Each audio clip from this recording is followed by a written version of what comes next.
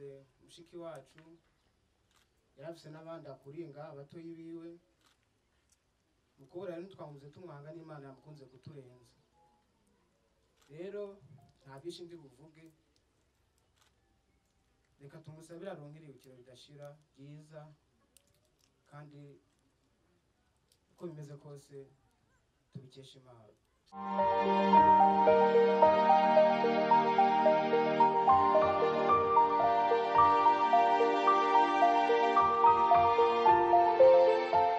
Jackie!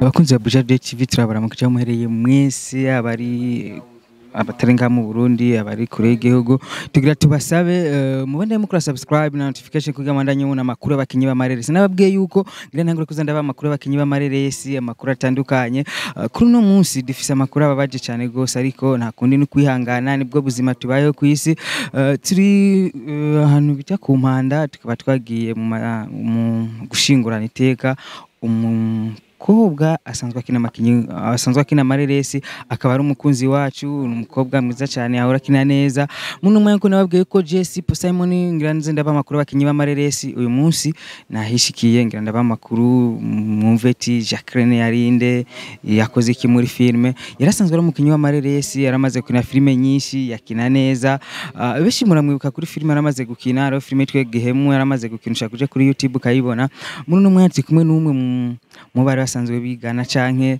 bari basanzwe bakina na filme ni sawa Sawa. Witwa nde? Nitwa Christabline.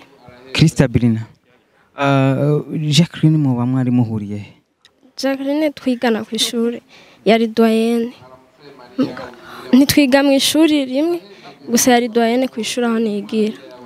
Asanzwe yarasanzwe ari umukinyi wa Mareresi nawe usanzwe ari umukinyi wa Mareresi. Ego. Umukimara kumva inkuru ya Jacqueline yuko bayitavye mwana mwayumvise gute? Byatubabaje cyane ko je kubwiwanje kuno ndamuzi nabana ari umuntu mwiza ameze neza. Ubwira ikirundi gwaruka tubeho twiteguriye nk'abazofa canke tubeho twiteze urupfu umwanya n'umwanya nk'ikintu ubwira abandi bagenzi bawe ni cyahe? Ikintu nobwira abagenzi biwanje nuko twotegura canke tukiyumvira cyane ku buzima buri nyuma y'ubu tubonesha amaso yacu. Ego. Nk'akantu keza Jacqueline yoba yarakoze umwibukira ko kw'ishure nakahe? Jacqueline ikintu kubwiwanje ndamwibukira ko nayigeze kumusaba azotubwirire umuntu asona ifirimbi ku masaha baze barabigira neza aca arabikora. Ego. Akajambo kamwe ubwira famille ya Jacqueline? Nababwira ko bo kwihangana kubera nuko bimeze ku isi. Ego bakihangana cyane. Tugushimire cyane. Namwe murakoze. Abakunzi ba Buja TV turabanya tuganira n'abakinyi ba Mareresi bakinanye n'umukinyi Jacqueline tukaba tunahojeje umuryango wabuze dujije na filme ndundi n'abakunzi ba filme ndundi muri rusange n'abakinyi ba Mareresi mwihangane niko bigenda. Ikindi kintu nashaka kuvuga dushigikirana abakinyi ba Mareresi uyu munsi twabuze umukinyi wa Mareresi ariko uri kuraraba ngaha ku mpanda hano duherereye ntabandi bakinyi ba Mareresi wobona babaje gushigikira umukinyi wabo turiko turaba mu bindi bihugu abakinyi ba Mareresi iyo umwe agize ikibazo usanga baje gushigikira umukinyi mwene wabo namwe mugira urukundo dushigikirane muri byose turabandanya tuganira na bamwe mu bahoze bakinana n'umukinyi Jacqueline yitavye Imana nkuko nababwiye turi ku mpanda hano umukinyi wa Mareresi Jacqueline yitavye Imana hari abantu benshi batari bazi yuko yasanzwe ari umukinyi wa Mareresi reka tuganire n'umwe mu bakinanye n'umwe bakoranye akaba yarabaye na director wiwe ni sawa? Ni sawa. Pori sana mwihangane ndawuje n'abakinyi ba filme ndundi mwihangane muri rusange. Murakoze. Fred umuhisi wacu cyanya kwigendera Jacqueline n'igiki umwibukirako?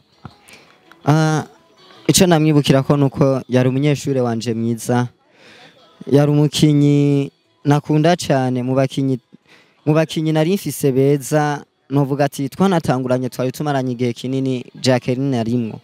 Ego ni nawe kwanza twatanguranye ivya cinema kuva nshitse mu kino gisagara ca Bujumbura twagiye dufatanya byinshi ego. Fred, abakinyi b'amareresi ndundi uri kuraraba mu bindi bihugu barashigikirana mwagize ikibazo nkaha twari kubona abakinyi b'amareresi benshi ariko ntabo tubona bibaza ko ingorane iri hehe? Ya ingorane ni rwa rukundo ni bwa bumwe ni vya gukorera hamwe nivyo tukibuze ngaha mu gihugu iwacu, naye handi hoho ntabwo vyari bibereye, ntabwo vyari vyiza.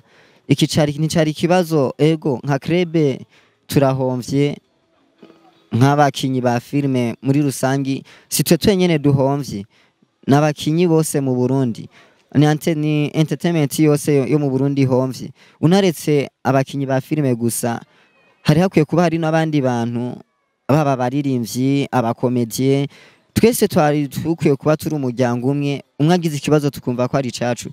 Mugabo uko biri kose turashima kazima duhari ego.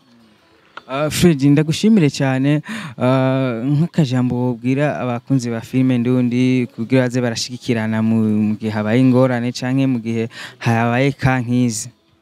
Ya ico novuga ni kimwe, nuko dukiye gukundana, tugiye kugira ubumwe n'urukundo, tugasenyera ku mugozi umwe nk'abantu dusangiye vision, nk'abantu dusangiye icerekezo, nk'abantu dusangiye impano. Numva ico nobabwira twari dukwiye kugira ikintu nk'umuryango, tukamenya ati muri krebe kanaka habaye ikibazo runaka twifatanye nabo, kandi twobana mu gihe cy'ibibazo gusa. Wanashima ari igihe c'umunezero tugahana ama invitation tugahurira hamwe nk'abakinyi, naho tutaba duhuriye ku makrebe canke tutaba duhuriye mu kundi imwe canke muri film imwe canke tukanategura film imwe tugakina turi amakrebe atandukanye kugira rwa rukundo rugaragare. Mu ncamake novuga ati tugira urukundo muri vyose, haba mu bibazo haba mu munezero, mu vyiza no mu bibi twari dukwiye gufatana amaboko ego. Jacqueline, twamubonye mukina na filme Gihemu, hari izindi filme ziba zitari bwasohoke mwari mwakinanye mwari mumaze gukinana nawe? Ego hariho filme twarimo turakina kandi yari actrice principale mu kirimi c'amanyamazuru, kuvuga yariwe mukinyi ngenderwako w'iyo filme, kuvuga ngo nk'iyo filme turahomvye ntabwo ikibandanyije izoca ihagarara kuko yari yerekeye n'ubuzima bwiwe. Wanashaka no mu kuyandika twari twayanditse turi kumwe, yari yabinsavye tuyandika turi kumwe. Rero guca ndekura igikorwa nyeneco atagihari kandi ari nawe yarakirongoye ntabwo vyoboneka neza, twafashe ingingo yo iyo filme itosohoka ego. Tubabwire ati pole sana muri krebe yanyu mwihangane. Ya ego murakoze na krebe Kebura Talent yihangane. Muri rusange entertainment y'u Burundi irahomvye, si twebwe twenyene nk'umukinyi wacu duhomvye, ahubwo ni n'igihugu gihomvye kuko yari umuntu afise vision, yari umuntu afise kazoza. Ngerageje kwa mu banyeshure mfise mu ngibi vya cinema, yari umunyeshure afise vision yo kuzogera kure, yo kuzokorera igihugu, yo kuzokwigisha urundi rwaruka ndetse akigisha n'abakuze kuko yari yo vision yiwe, kandi yarashaka kubona entertainment mu gisata ca cinema tugeze kure ego.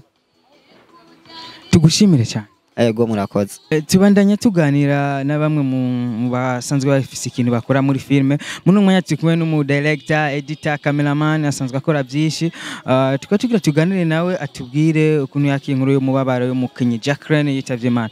Kube drama turakora mu kije cyane. Ndakora mu kije Simon. Pole sana kwanza. Merci. Kube drama Jacqueline twari tuzi ko ari umukinyi w'amareresi, ndabimenye uyu munsi. Uri mu bamukoreye filme, mu bakoze filme yakinye. Uvyakiriye gute wumvise inkuru yo mubabaro ya uko Jacqueline yitavye Imana? Icambe narababaye kuko yari umukinyi yarafise akazoza keza muri industry ya movie. Uko namwitiranya nk'umukinyi wo muri Tanzania yitwa Wema Sepetu. Yaritonda, yavuga neza, yavugana neza n'abantu. Jese nkubera gusaba kubwira ati ngo umuntu navugwa neza na bose. Me Jacqueline yari umukobwa w'akarorero, ndashobora kuvuga n'imbere y'abantu yuko yahora yitonda, afise ikibazo akavuga ati ikibazo cyane ndashobora kukibwira naka, nuko twabanye. Kube drama ikintu wibukira ko Jacqueline muri ko mukina filme canke muri shooting ni cyahe? Ni jambo rimwe yarigeze kumbwira ngo producer no, acha nifanye kazi, acha nitumike umuntu utaona kazi yangu isilivyo. Juste yari umukobwa yiyemera muco afise, yari umukobwa atahura ico ariko arakora. Ni paraporo y'abandi usanga bakubwira ati je muri tournage ndashobora gukora ico niyumvamwo, ndashobora gukora ikintu cyari cyo cyose, me Jacqueline suko yarameze. Yeah. Kuba drama tiko turaraba mu bindi bihugu yo hari umukinyi w'amaresi agize ingorane habaye kankiyi usanga abakinyi w'amaresi beshi baje kumashigikira ku buryo usanga na famille yiwe bayifashije cyane cyo ugasanga muri service zo kugira entertainment ugasanga abakinyi w'amaresi barimo ariko tiko turaraba ngaha tuhabona abakinyi b'amareresi bake cyane gose wibaza ko ikibazo ari cyahe wibaza ko umuti wobo wahe kugira ibintu bifata inzira nziza aho kuri icyo novuga ko ikibazo ntabwo ari ikibazo kirekire sana gusa ikibazo n'imitima y'abantu nindi ngorane habaye kuko benshi bari bazi yuko ari vendredi niho bazo mushingura niteka me gusa byarashitse tukumva yuko jeudi no munsi yagiye Kubidrama tubashimire cyane bavuga ati mwihangane nk'umukinyi w'amareresi nko kubura umukinyi w'amareresi twakoranye murakoze turabandanya tuganira na bamwe mu bagize ico bakora n'umukinyi w'amareresi wacu yitavye Imana Jacqueline tunavuga ati pole sana turahujije abakunzi ba filime Ndundi turahujije abavyeyi babuze turahujije abakunzi basanzwe bakunda filime Ndundi muno mwanya kumwe n'undi munuvugana nk'umukinyi w'amareresi canke umwe mu bakoranye na Jacqueline ni sawa kwanza ko turakomeye tuyabwe ati pole sana kwanza kubura umukinyi w'amareresi no kubura umuntu mwakoranye murakoze cyane akazina kahe kazina ni Nduwimana Faustine dufise amakuru yuko barakoranye filime na nyakwigendera Jacqueline ego twarakoranye na Jacqueline hari filime twakoranye je ndi mu actrice Jacqueline yari umwana wanje iyi filime yita Gihemu ni filime twakinye n'ubukerebutsi bwishi Jacqueline yabonekanye yuko ari umuntu w'intwari cyane ego niki kintu yukira ko Jacqueline muri tournage nakaka numva utazokwibagira kuri Jacqueline ari ikintu ntazomwibagirira ko kuko Jacqueline kuva dukina iyo filme nitwa mama wiwe yagumye mpamagara mere aho duhuriye hose mere angwa mu nda mpobera kandi Jacqueline yari umwana ambonye yambonamwo icapati yakunda kumbwira ngo mama ngo mzanire ngo ngurira icapati nico yakunda kubera hari amwanya twahora nyene turiko turatanira akakunda kumbwira ngo ube wanzanira icapati ico ako kajambo akakunda kumbabaza cyane iyo ndakibutse nkaca nibuka ko Jacqueline yamaze kwitaba Imana. Faustine Jacqueline twari tumuzi neza cyane ka yobakina film ariko uyu munsi kubera yitavye Imana turamumenye biva kugira umuntu ariko akora ibikorwa ntamenyekana ariko ku munsi we wanyuma cye ku munsi wo kwitaba Imana ugasanga ni abantu ko bamenye ibikorwa vyiwe nahano ko bamenye ati yari naka yakoze ibi nibi batabimenye mbere y'igihe akiriho ubwa mbere novuga nibaza yuko ari kuba mu Burundi batitaho cyane amareresi ntibitaho cyane intuze ya filime Ndundi ntibazitaho kuko iyo bazitaho umuntu akoze filime ya mbere baba yerekana cyane kugira umuntu amenyekane igikorwa akora ariko umuntu arashobora gukina filime ya mbere ya kabiri ya gatatu ntibarigira bamenya igikorwa akora na kimwe rero niyo mpamvu nibaza ko ico bivako ego ikindi naco tiko turaraba mu bindi bihugu akabazo nabajije beshi twaganiriye tiko turanga mu bindi bihugu turabona abakinyi nk'umukinyi w'amareresi mwagize ingorane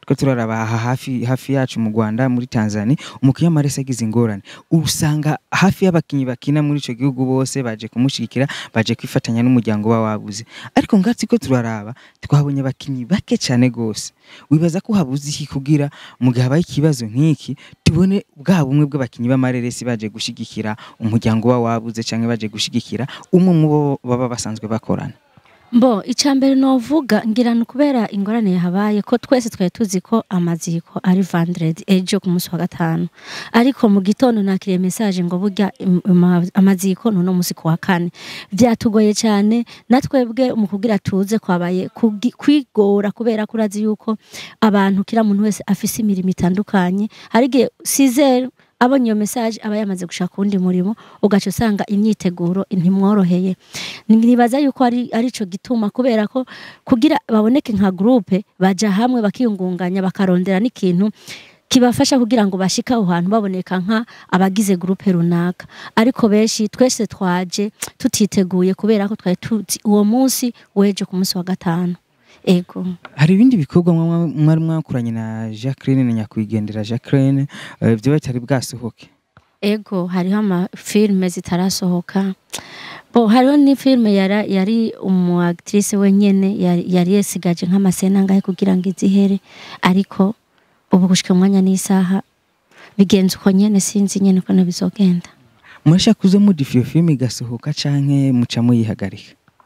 Je nibaza nk'umugwi uzoja hamwe wige ingene biri bugende nyamba izosohoka canke itazosohoka ico ni iciyumviro kizokwigirwa hamwe. Ego nimusha nko kuyisohora umuryango wabuze ukababona ukundi kuntu canke ukabiha iyindi ntumbero? Sindavyibaza nico gituma mvuga yuko ari kibazo kizokwigirwa hamwe kwanza kugira kibandanye. Ego Faustine ndagushimire cyane nsubira ndakubwira ati polisi sana mwihangane kubura umukinyi yabizi yarashoboye mbwira n'abakunzi ba filime ndundi n'abakunzi bariko bakurikirana Buja Today TV timwihangane.